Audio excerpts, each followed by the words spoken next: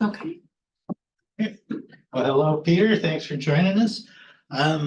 Call the meeting to order.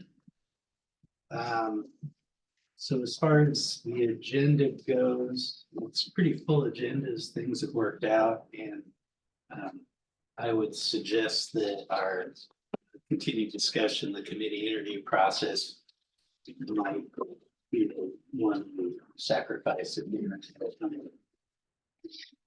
Somebody has objection to that. So assume no one from the public wishes to participate. Okay, so for the board meeting overview, lots going on. So Airmetrics, for folks who may not be aware, I'm sure how to summarize it. It is a, what's the term for Enterprise fund. Thank you, an enterprise fund. So it started out with LRAP developed an air monitoring device, sampling device, many years ago, and it kind of got spun off into a branch of LRAP that is for profit, right? So for many years now, Trinidad has been the sort of the sole guy at Airmetrics running that operation, and he is resigning. So during the board meeting, they had a discussion about the business plan and the future of Airmetrics. Now seems to be the time that they could go any number of directions based on what kind of future the board sees for it. So you're probably aware there's some other new technology out there lately, but Airmetrics continues to have a market overseas, especially. So older technology, but that's part of the appeal for some folks. So they're going to take that up in a December meeting, which they don't normally meet in December. There was a report on the projects in Oak Ridge. So there's a grant award for smoke management and safety. They've been continuing to distribute air purifiers to residents. Progressing with some home heating upgrades that have been going for a while, and their community firewood program. So nothing real new there, just continuing progress. There's discussion of the Title 47 outdoor burning changes that we had talked about some months back in July. So that was changing the burn season essentially from Lowell to be consistent with other communities. But it caught the attention of the board because on the surface, it looked like more burning. So anyway, Travis did, let me say, an excellent summary of all the issues and explained it. I was very impressed. I made everything very clear. And then the little fire chief was attended by Zoom to answer any questions, talked a little bit about the county city rule differences and trying to avoid confusion with that by this change. Fire hazard mitigation, and the Lowell does not have a yard waste disposal option other than burning or hauling it into Springfield. So anyway, the board ended that by voting to go to a public hearing, which is in January. Okay.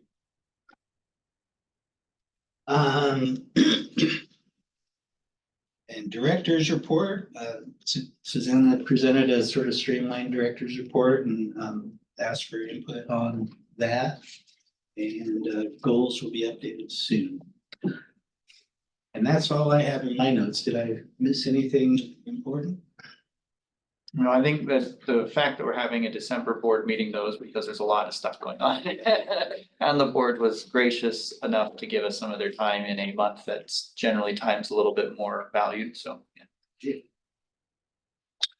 I have a question, something I'm curious about. The Oak Ridge firewood program that LRAP is involved with.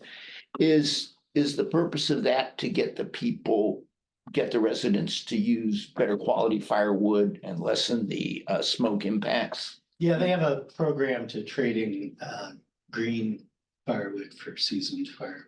Yeah, okay.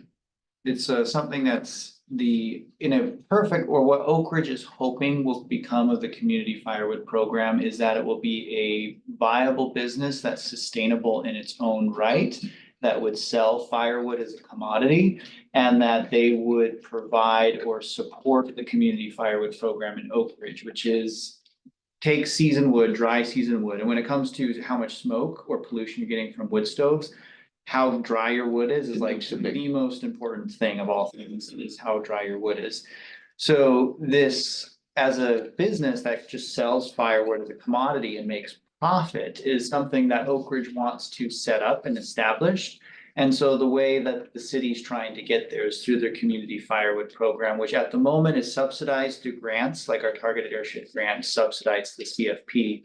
And what ideally will happen is the business is able to be sustainable in of Sure. itself.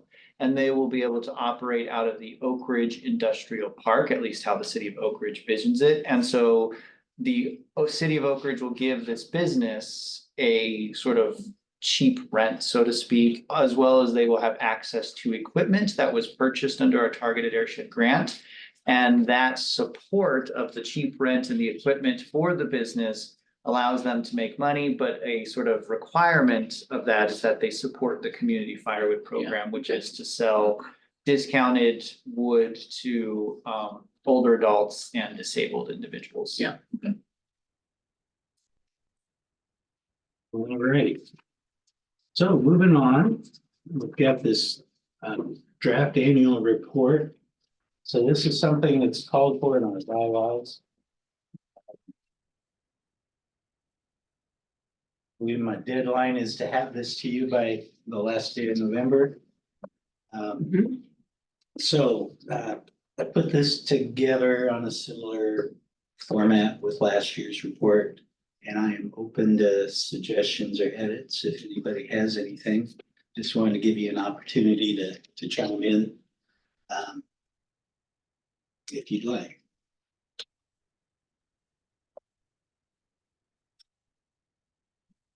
Most of our time last year, I was a little surprised when I look back, was the survey. All right, well, hearing no edits, I'll call this the final then.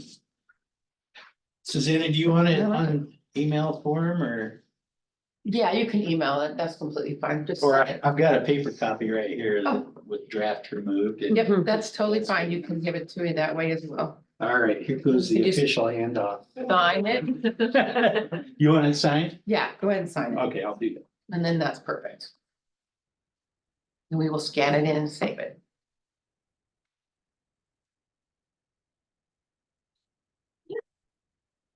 Thank you, Jim, for writing that up. Yeah, it looks fantastic. Thank you. Okay. well, Wow, that was a lot we did. Still was a lot though. All right. So let's take a look at the permitting rulemaking. Max, you wanna? Sure, thanks, Jim. Yeah, so this is kind of an early look at some of the key rules that we'll be proposing. And these are changes that mainly apply to industrial and commercial sources that are permitted sources in our county. And it's mainly to align with DEQ's rules that the EQC, or the Environmental Quality Commission, adopted about a year ago now, in November of 2022. They became effective March 1st. And so we're mainly trying to catch up with them, as well as address some other things that we've noticed and incorporate those. So all that to say is we're planning to go to the board to request authorization to hold a hearing at their January meeting, which means that I'll probably, if they do grant that authorization, put them on public notice shortly thereafter. Might be February 1st, might not. And then public will have about 30 days. Typically the adoption, the public hearing for the rules is at the board meetings themselves. So public can come and testify, provide written and verbal testimony at that meeting, which might be at the March 2024 meeting, if all things go as planned, but it could get delayed like one of our rulemakings in 2018, we had a request to extend the public comment period to allow additional time, so that could potentially delay that. But just kind of some background, you probably know this, but LRAPA's rules have to be as stringent as DEQs, and DEQs has to be as stringent as the federal. So some of these things are broken down in terms of changes that we need to do because DEQs made their rules more stringent. We need to, like I say, catch up. There's only a couple in here as we get into this roadmap document. Most of them there are to be consistent with either DEQ or EPA's changes. And in one instance, we're proposing to do something different than DEQ. That's the category we're calling other. We're saying it's either equivalent, but it's different. That's item 7. But yeah, so I'll just jump through these and go real quick, and then we can come back to them. But yeah, number 1 is changing in how we measure capacity, or the visible emissions limitations. So we currently have a 3-minute aggregate standard, and we're going to the more typical 6-minute average. DEQ went to that in 2015 with their kitchen sink rulemaking, but we had an inspector at the time that really wanted to retain that 3-minute aggregate because he thought it was more stringent for batch operations like coffee roasters or crematories, where they're just doing a batch, and felt like he could get more chance of getting a source on an emission capacity limitation exceedance on using that. But So let me jump in. So capacity monitoring is a way that the source demonstrates that they're in compliance. So opacity is literally how much of the background is obscured by the emissions, and that's in %. So if there's so much smoke, say, out of a stack that you can't see anything, that's 100%. Perfectly clear stack is 0. And although there are devices that can be calibrated to measure that, for the most part, it's done visually. So twice a year, after taking the initial course and satisfying that twice a year to go in to be recertified, it's quite an event. You visually read the opacity, and you have to be within certain limits. So that's an interesting process in itself. yeah, so this one, thanks for that background, Jen. That's appreciate that. So yeah, it's not being more stringent or less, it's just different. So it'll help us be more consistent with DEQ. Moving on to items 2 and 3 are pretty related. DEQ revised the construction notice rules. Type 1 are real small changes that have basically no or de minimis increase in emissions, and type 2 are just slightly above that de minimis, or 1 ton per year. So we're just aligning with DEQs to be consistent with them, what they're doing there. Number 4, this one's another one that's labeled consistency, but it could alternatively be a stringency issue, because DEQ, the EQC adopted rules that DEQ proposed in 2022 that limited the uncontrolled emissions that could be occurring at certain facilities where they have a control device that's not operating or something. So it makes that a little more stringent, put some boundaries on some of those excess emission events. And then another one that just came out in August 21, 2023 from EPA is they removed the emergency affirmative defense provisions from the Part 70 rules. And so we have that exact thing in our Title 36 rules. And so that's no longer in the Code of Federal Regulations. And so we need to take it out. And so we'll actually be ahead of DEQ on this one. They'll have to catch up to us. Item 6, this Title 37, this is the rules that apply to facilities that need air contaminant discharge permits, or ACDPs.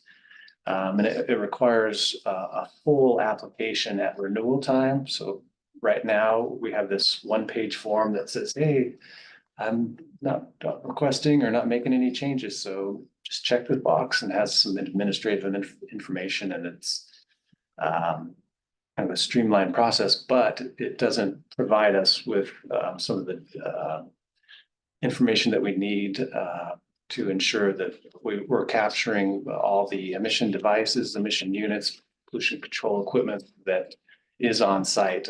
So it helps provide, an updated, comprehensive application, so we have better information to conduct our permit renewals.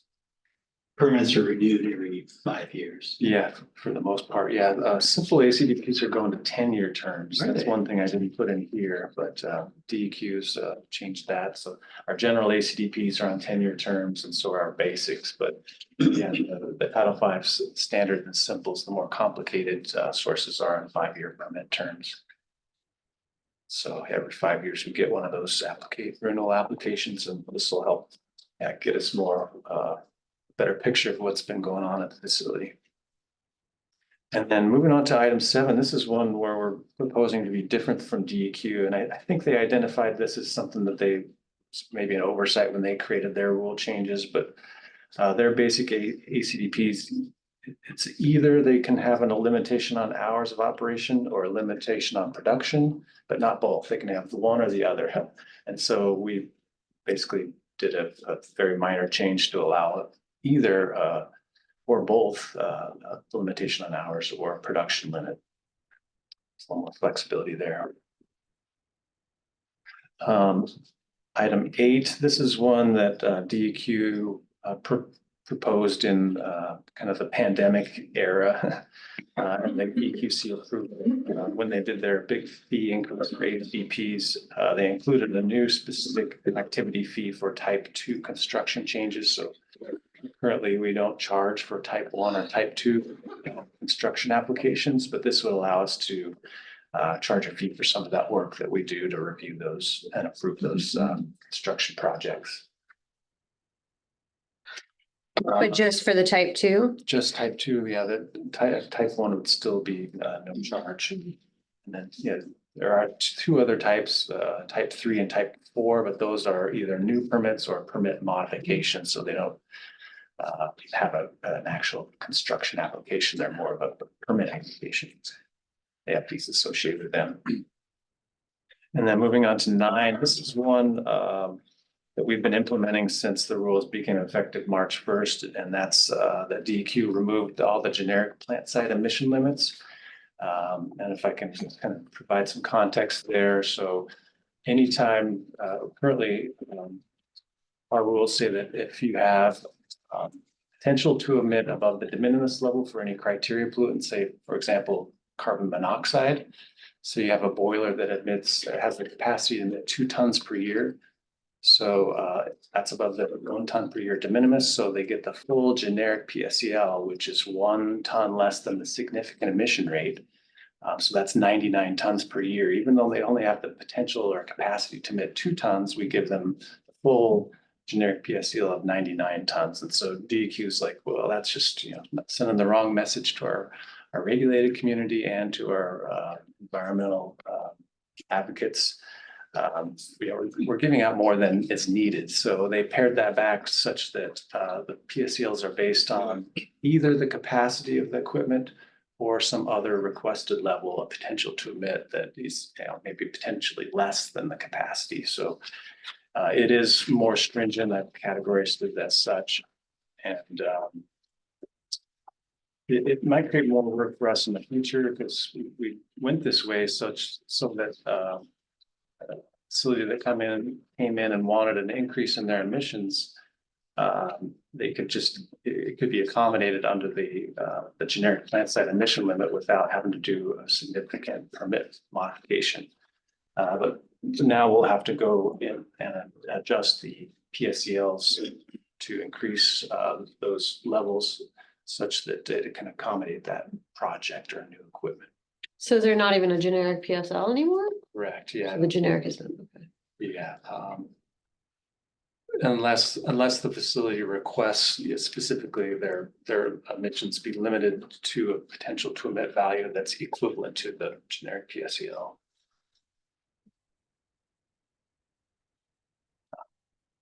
And then lastly, throughout these rules, and it's more than just one title, so I didn't list the specific title section, but DEQ's gone to process, a systematic process by which they are evaluating short-term NACS compliance. So if you're familiar with the National Ambient Air Quality Standards, EPA promulgated and issued short-term 1 hour or 24-hour standards for NOx and SO2 in 2010. But our plant side emission limit program is essentially based on an annual SER, or significant emission rate. So it doesn't take into account the hourly and daily fluctuations. And so the idea there is to take a look at a facility's daily and hourly emissions for PM 2.5, NOx, nitrogen oxides, and SO2 to see if they're above certain thresholds that would cause or contribute to an exceedance of those short-term NACs. What else do I want to say about that? So yeah, this is something where we need to be as stringent as DEQ.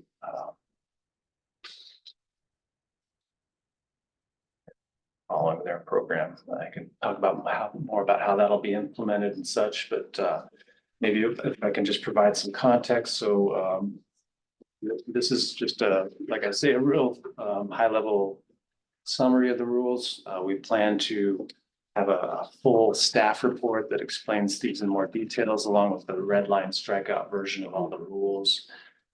That'll be available at the January board meeting, but we can certainly come back to you all and go over those again.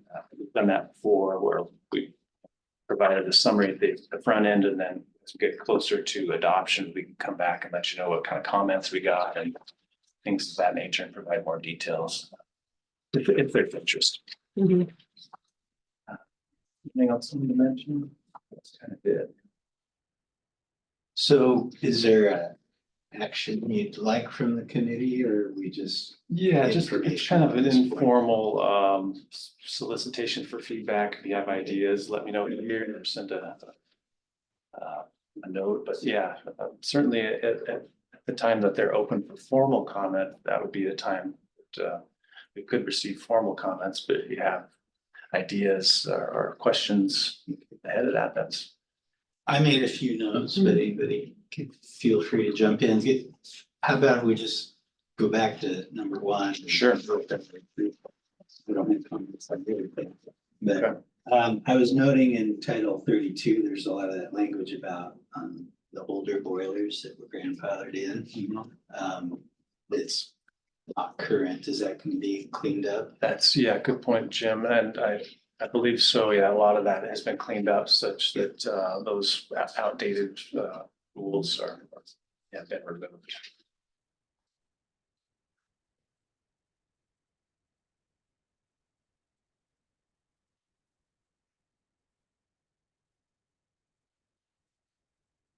Oh, yeah. So number two, the type one construction changes. So there's going to be a list of changes that qualify as type one. Right, correct. Yeah, there's a criteria and then there's an actual specific list of activities like handheld grinding or something like that. But similar to, if you're familiar with our list of categorically insignificant activities, it'll be like kind of like that, where there's a list of. So if there's a construction change that doesn't fit neatly in one of the listed activities, is it still possible to be considered type one? It is, yeah, yeah, so it could fit into as long as it qualifies under those criteria, it has emissions less than the de minimis, and all those other things. And it could be one of these listed. It makes it easier if it's in the list. Sure. Jump in, anybody. You have anything? Yeah, I don't have a question on the rules themselves, but a question. You're on mute. Yeah, he's not muted on my side, so I don't. I'm not muted. Speaker might not be working. Hang on, Peter. Have we heard from Peter? I don't know, check our volume, Heather, to see if You, our volume's up. Oh, coming through? There's a little X by your speaker though. Oh, what the heck? Oh, yeah, on the, there you go. Oh, no. That's. It's right there. all the way over. Well, See the little X? yeah, And just click. So am I coming? Now you just did it. You did unmuted it, it. you got it, and we're still not hearing Peter there though. Can't hear me yet? Can't hear you, Peter. No. It's Your showing, TV muted? no, That's good. We had this working earlier this morning. Looks like we have a second participant now too. Is it- Maybe, yes. no, it's just me and. Oh, and gotcha, Peter. okay. Where's you, Peter? Can you type in that question in the chat? my microphone is showing, Peter, bubble. can you hear us, Peter? Why is the mute blinking green? I can hear you. Okay, you could either type your question and we could get it that way, or you could call in on the telephone. Yeah, I'll put it in the chat. It's us when we're talking, Oh, moves. Is Lance still sick? Yeah, he's at home today. Okay, But if it's, might be a Bluetooth issue or something on these things. Oh, here's Travis. Let's see, I'm just gonna see if it's an us thing or if it's a. He'll put it in the chat. We'll put in check. Oh, the joys of technology. Yeah, so I think you're muted. it's on our end. Oh, wait, no, I can get it. Check. Well, yours says you're muted, so I can ask you to unmute. There, I just sent you an No, ask to. I do. Just step out of the room for a Yeah. second, so we actually can tell we can hear you. Cause I can't tell. This is a microphone check. 1, 2, 3, 4, 5, 6, 7, 8, 9, 10. Check. I just heard a sound come from it, Check, so ours is. Check. But we're not hearing Check, Travis check. talk. Hello. yeah. For Yeah. volume, it's just really loud. We're not hearing you talk in here. I mean, it's on, I can put it to 100. No, it's not it. It'll blow us out. It's funny, it was just, we had a meeting here at 9 o'clock, worked perfect. The Zoom, Could we we- got it via But when Zoom. Can we Travis see was his talking, typing the now little, while you're working on that? the little square was lighting up.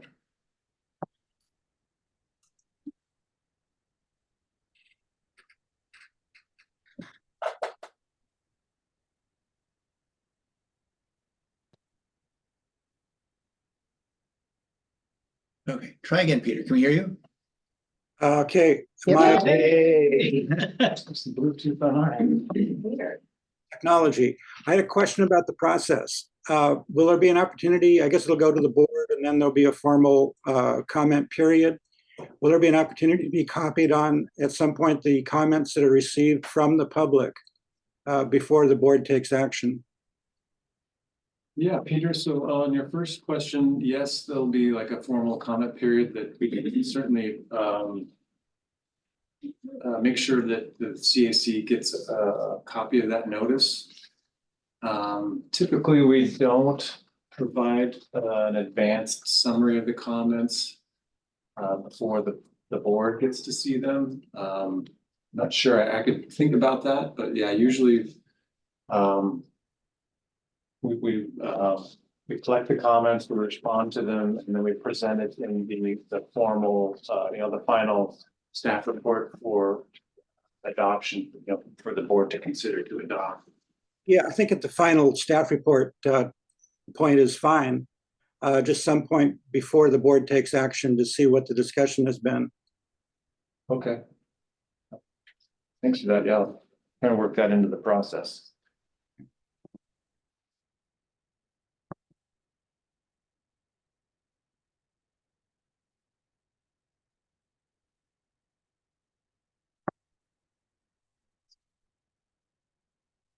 All right. Floor is open. You didn't have any other comments? Let's see, we're on to, let's see. Number 4, Title 36, excess emissions. So I get the 48-hour thing, but what I'm wondering is, and I guess this has always been here, but there's this, it could be tough to quantify your shutdown emissions would be worse than your excess emissions from not running, you know. You might have a feeling about it, that, I mean, how does or would that work in practice? Yeah, typically startup and shutdown emissions are not significant, but they can be. We evaluate those on a case-by-case basis, but yeah, usually if a source is operating without a control device, we presume that those emissions would be greater than they would if they had a control device on. Yeah. Well, I guess the other thing on my mind is that sometimes you get into an urgent situation with a breakdown. And gets to be an evolving thing of, do we have that part? I'm not sure. Do we shut down until we know for sure? You know, it seems like there's a string of difficult questions where you could do your best and then still maybe not respond as effectively as you'd like. So that 48-hour rule, I guess, felt like a little bit of a cushion. Maybe there, yeah. But I suppose it comes down to a case-by-case situation. Yeah, so. Well, the other one about that, let's see. Oh, no, I'm sorry, that I was thinking seconds. Okay, so that's number 4. Okay.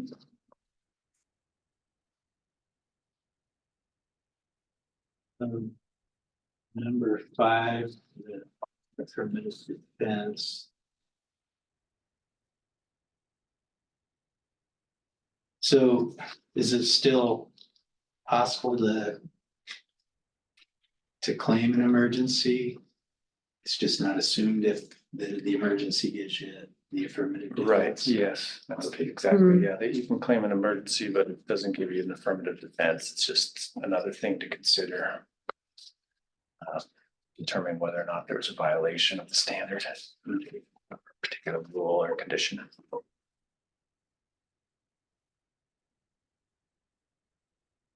Number 6, the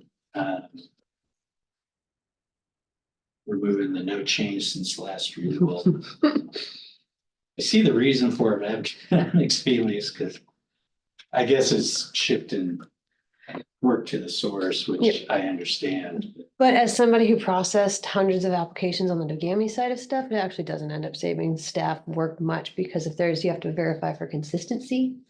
Because then you'll have to make sure there aren't changes, so you're still gonna have to, unless you have them memorized, you're gonna have to pull those old applications, because then you're gonna have to determine if they're proposing construction changes. At least that was the problem that we encountered, was like, we thought that it would help and put it on the source. But then it just put it on both, because you, as the person who has to review it, now has to try to see if there's. And it's likely that there's gonna be inconsistencies, which is gonna lead to a lot of back and forth. So I don't know, I don't have a solution. I just know that it was a great idea, but it didn't work on our end. So, Well, really, it's formalizing what the source should do anyway to ensure. Yeah. Anything changes. but it's tough because the staff now have to just bear anyways. Yeah. Especially because people get more detailed over time, and sometimes with older applications that haven't changed. Anyways, I would see a lot of that, no change, no change, no change, but then you're like, at some point it did, like, 20 years ago, but because I put it on now, it makes it look like it's a new change. So just, having to kind of follow that paperwork back can be a little bit of a challenging, but. Well, that's easy to think, oh, there's no changes, and forget about that one thing you did 4 years ago. Yeah. Good point. Okay, number 7. So this might just be because the summary is so high level, but the title section is 37-00564C. Currently, it ends in 4, so I assume there's 4 items in that. Right, Okay, yeah, could be some additional provisions there in that section. well, I look forward to seeing this. Could just look at DEQ's Division 2160544C. I had thought I couldn't go do that, but then you're gone. Wait, is that referenced on here? No. Oh, no, I'm just saying, yeah, Oh. we've numbered our Title 37 to match DEQ's Oh, gotcha. Division 216, so you can just replace 37 with 216. Gotcha.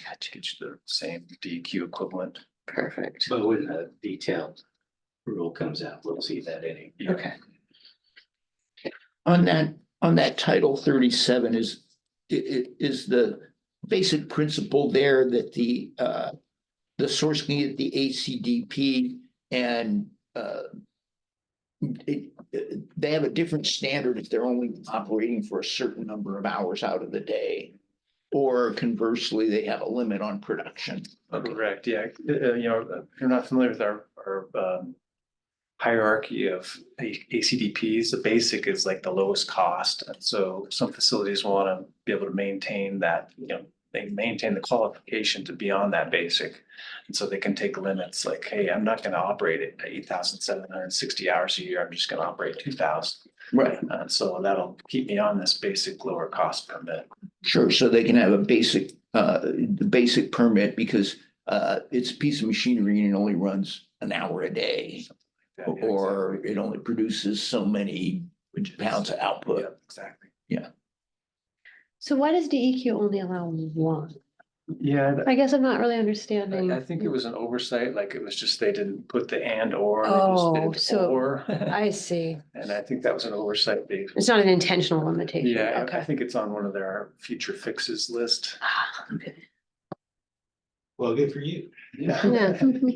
I might not have known it had they not brought it up. Hmm. It's an issue, so it's like, hey, let's got our rules open, let's fix that now. Okay, number 8's the fee for type 2 notices of intent. I don't have anything on that. Anybody else? I'm just assuming you're matching the fee dollar amount. Yeah, correct. And that's one that, if you're familiar with our fees, they go up by 4% each year on July 1st. And since this one is a DEQ fee that's basically established in statute, I don't think we'll be able to increase that by 4%. So it'll just be flat until DEQ ever goes to the legislature to ask for that fee to be increased.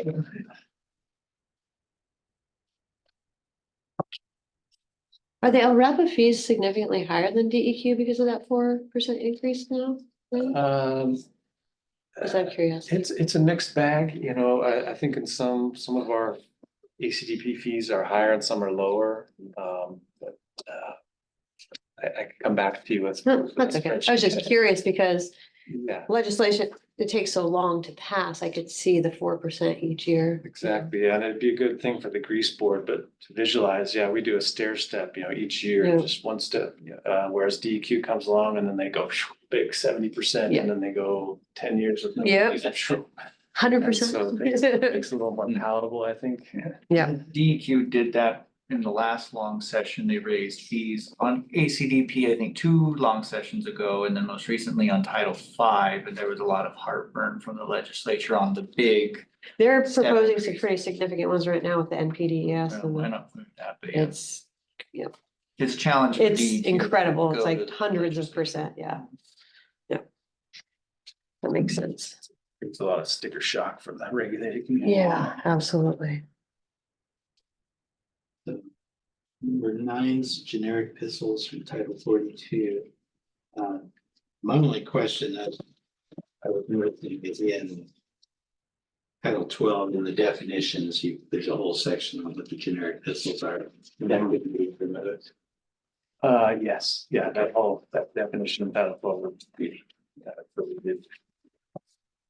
My question on that one was it says that it would require sources in certain situations to show. So is there like certain triggers, certain Yeah, industry yeah, that is getting It's a good targeted? question. I'm happy to go into that implementation kind of side of things. So the way DEQ has it set up is that any new simple or standard source has to go through and show compliance with the short-term NACs.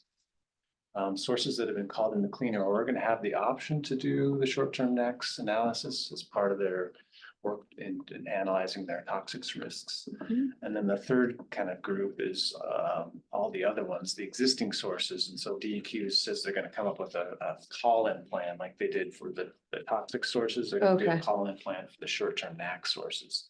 And I Okay. think they can do about 9 per year. But I have not seen that call-in plan and, you know, most of this short-term NAC stuff was brought on by the increase in the data centers in Oh. eastern region and northwest region of DEQ's regulated areas. So, you know, like Facebook, Apple, Google, they have all these emergency generators so that they can maintain the data that we all like to see on our phones and whatnot. And so with the increase of those data centers, there's been a bigger look at the short-term emissions from those types of facilities because they have to test those generators periodically to make sure they're running correctly. And when they do test them, they can see DEQ seeing potential exceedances or short-term max. Interesting. So we don't have any data centers here in Maine County.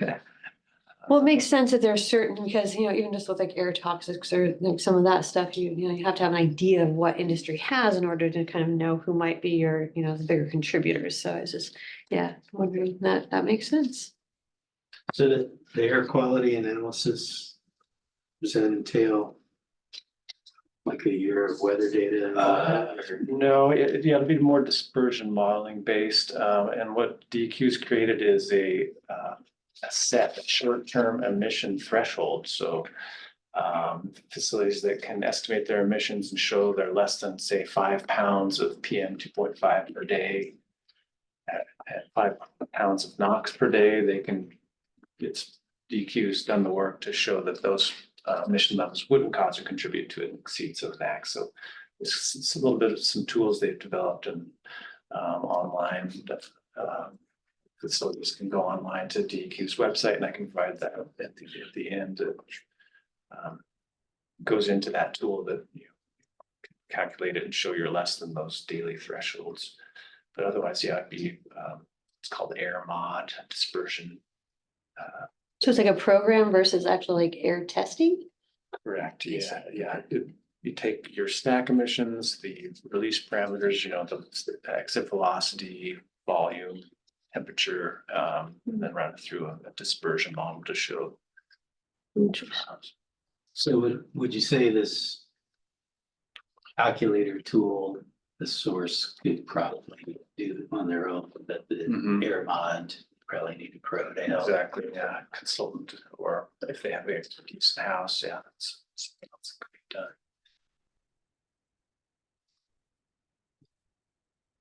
Do I remember AirMod correctly? It's pretty established, right? It's been around a while. Yeah, it's the EPA approved dispersion model.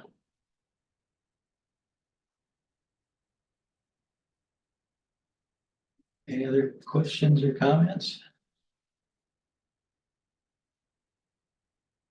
Thank you, Max. Yeah, thank you, Max. Thanks.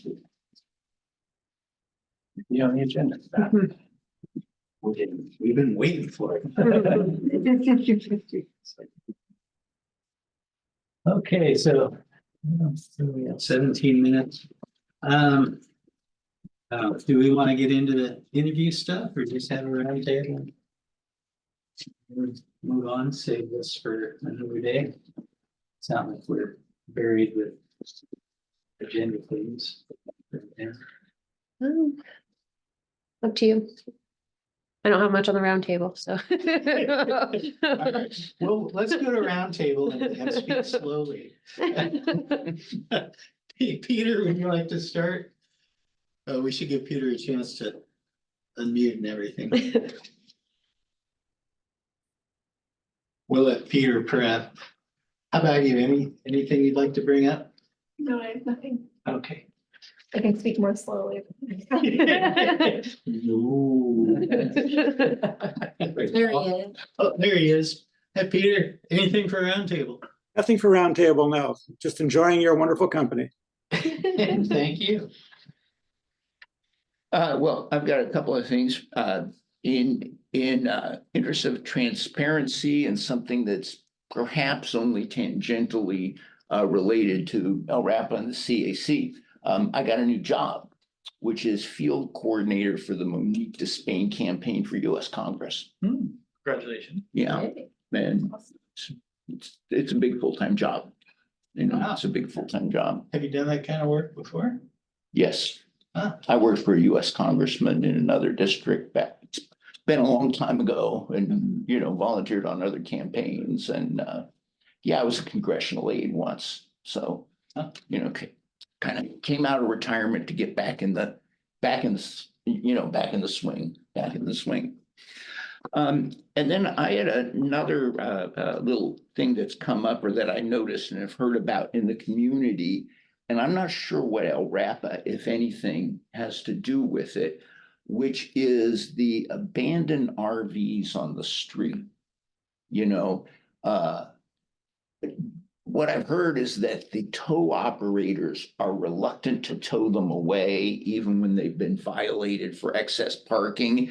And one of the reasons that the tow truck companies are reluctant to tow them away is because of the environmental issues with wrecking them, destroying them, because they're not worth anything.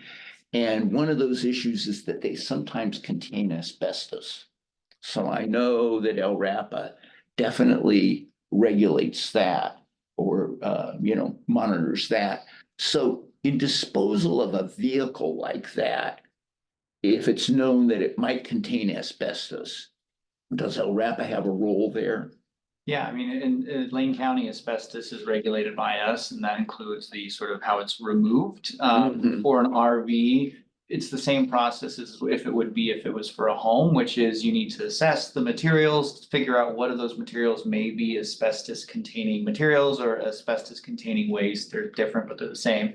And then you would remove those specific things. And then once that's done, then you kind of have a clean sort of like bill of sale. So where you have a piece of paperwork where you get Clearance, it yeah. done, and then it could be taken down. I don't think they take them to like Short Mountain to drop them there or anything, but the asbestos waste has to be disposed of specifically, and that's why like tow truck operators are resistant to wanting to take it, because if they tow it away to their lot and it's kind of abandoned, then it becomes their abandoned RV on their property. Right. And there's a cost associated with taking care of the asbestos that's within it.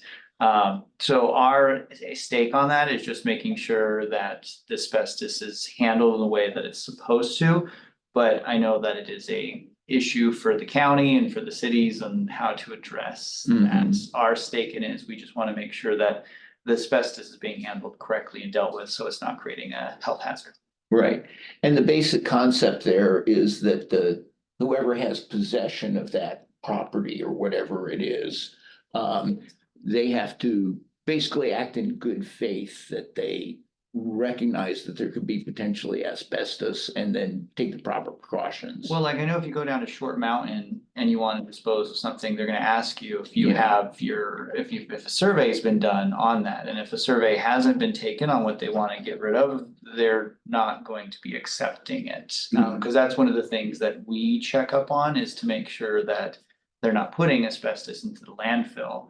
And so they don't want to take asbestos. They want to be sure that whatever they're putting into the landfill doesn't have asbestos. So that it's challenging, but that's the rules of what is required. So here's a really general question, because I know nothing about this. If a tow company tows a trailer and they want to get rid of it, it doesn't just get hauled as is to a dump though, right? Not normally. I mean, don't so know that, but- I guess I'm just, Environmental. I mean, I was gonna see exactly is like, usually like don't things, I mean, cars and whatnot get smashed or recycled, but I guess I don't really know what happens when they get abandoned with an RV under non-asbestos circumstances and they're still stuck with this thing, what they do to get rid of it, right? Yeah. Well, their basic business model is they tow, a car or vehicle of any kind. Yeah. And then store it in their yard. At a And crazy price. Right, and charge a high storage fee and notify the owner of record, who has a certain period of time to come pay the storage fee and get it back. Right. And if not, then it's abandoned, Yeah. and like in a car, they can, sell the car or sell the parts. And then if they, there's nothing, nothing more to be sold or stripped off of it, then they crush it and dispose of it. But I'm sure they have to do special procedures for a vehicle, an RV. And, But they in a can't car, sell. they've got to drain the fluids all out, recover the refrigerant and everything else. Yeah, so then, like when that vehicle gets broken down to the scrap metal value that it has, or it gets, crushed or whatever. The expectation is that the asbestos has been abated from that before that disposal takes place. And where you then take those things like Short Mountain, I don't think Short Mountain takes leftover, RVs. But when they're accepting that waste, they're like, where's your asbestos survey? Right. To make sure that what's in here doesn't have asbestos. And I know the steel like Schnitzer, although I think they've got a new name now.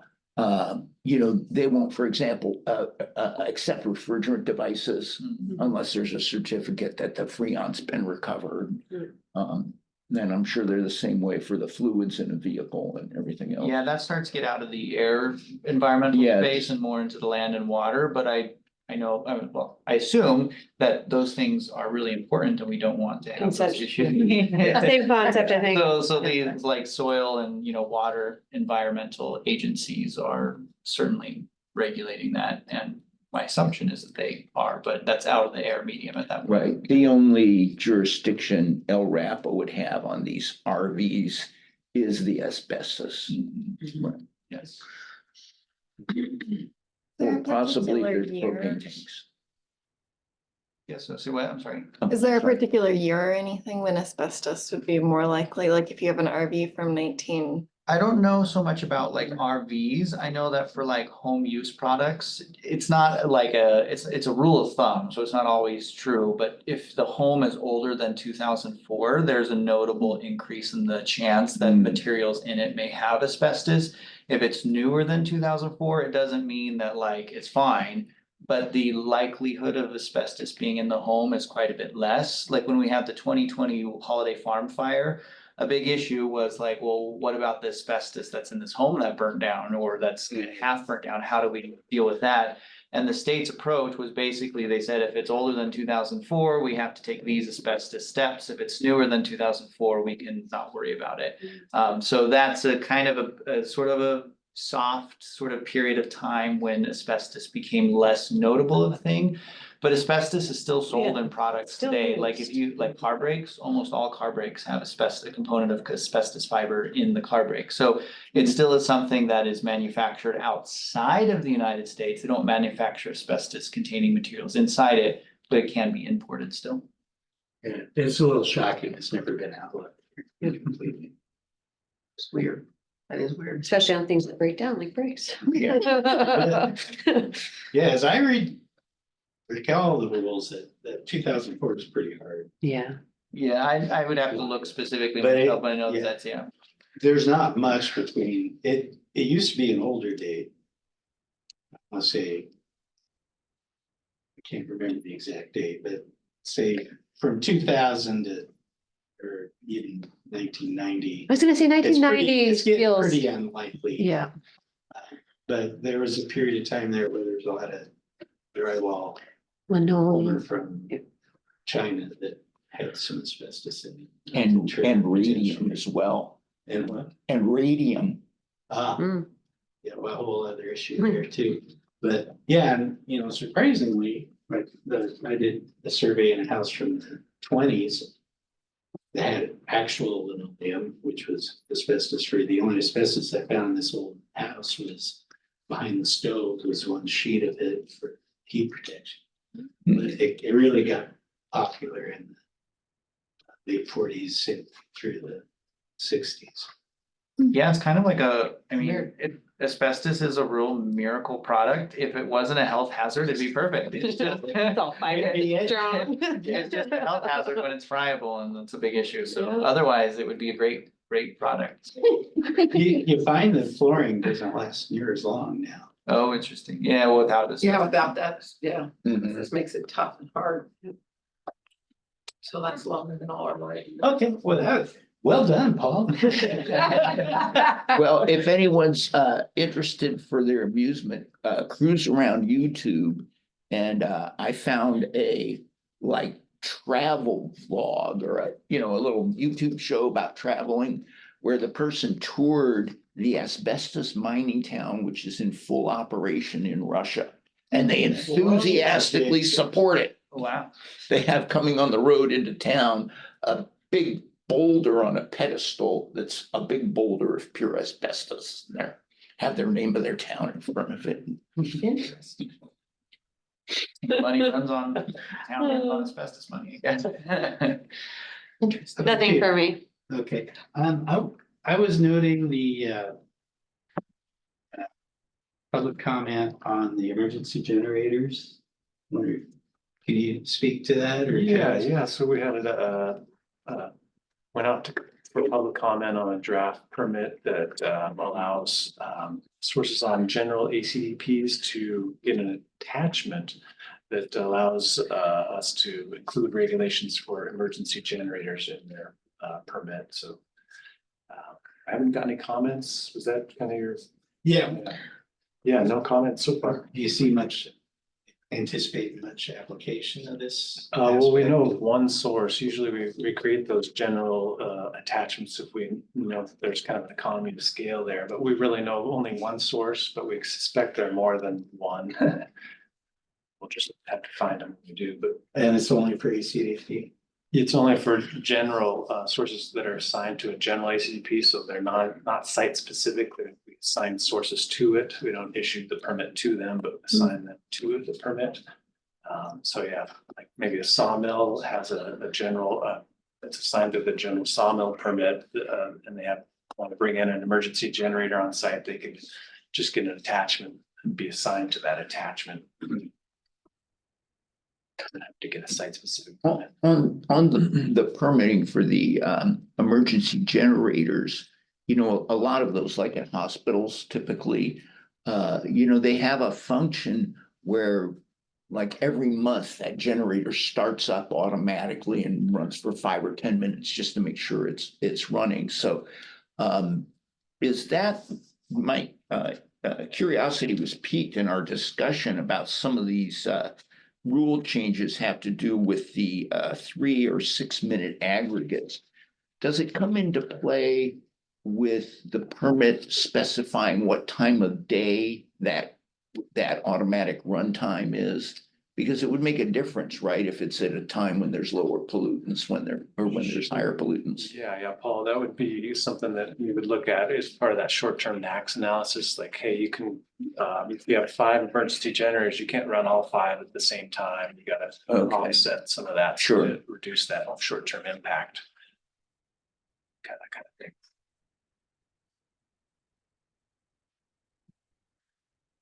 All right, well, anything else for the good of the order? A quick question, Jim, I guess, so for the January CAC meeting, do we want to have included on that the committee interview process that we sort of jumped over today? Or do we want to, is that the discussion that the CAC doesn't want to continue talking about, I guess? Oh, I think we want to still Okay. talk about it. Yeah. It's running out of time today, right? Right. Oh. Okay, so still keep that on the agenda for January. Okay. And I want to make sure everyone got the link I sent with the interview and the interview questions. Yes. Okay, great. And we're always on the last Thursday, right? Or last Tuesday? Last Tuesday, Last yes. Tuesday. All right, we'll adjourn. Thank you. Thanks.